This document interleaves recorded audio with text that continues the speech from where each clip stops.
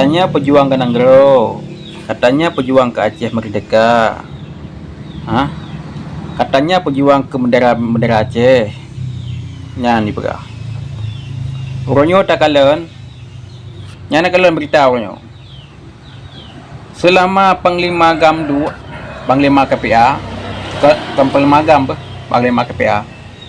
Selama Panglima KPA du kan mentamah je ke malahan dipukul yang ba belum pet tahun 2026 nyo.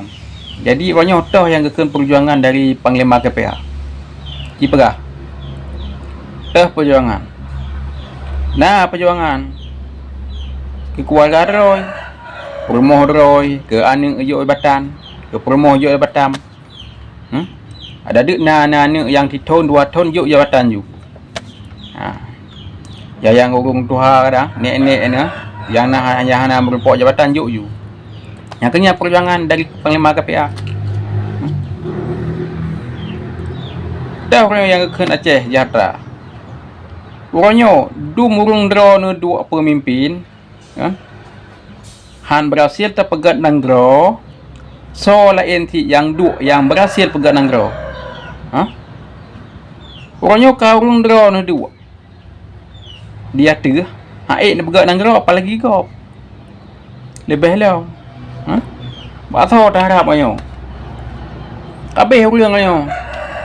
Orangnya Gubernur Aceh terakhir ge pimpin Nanggro. Nya memang pegat katanya mualam bab absurd. Mualam bab jamun law. Nya terakhir mualim ah. Bagaknya gejuk dah akhir. Tadi orangnya terakhir yang kedua. Memang ge pergi. Yang anali ju. Ya memang ai fikir Nanggro yang du anali ju. Kamu apa pasal lu ni? Anak pandai Arab ni, dah Arab dah. Ni kalau ni, tak berat viral kan? Meri ju. Persahabatan Pak Wowo di Jawa ni. Persahabatan Pak Wowo. Ada ju nya. Dari masa konflik sampai orangnya macam persahabatan. Jadi teh yang kekun Aceh Sejahtera ana. Hai tu mau ada dua orangnya han Sejahtera apalagi kau tu.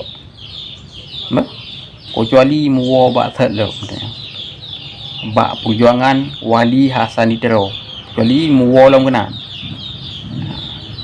Beklim labu dengan partai, coba partai bah di. Kecuali lagi ya. Yang partai hana pun sejahterakan Nanggro mandung pejuang ke tanah Bodro, mandung pejuang ke keluarga Dro. Dari gubernur sampai ke cik orangnya mandung pejuang ke keluarga Dro. Yang mana? Pengkhianat tu.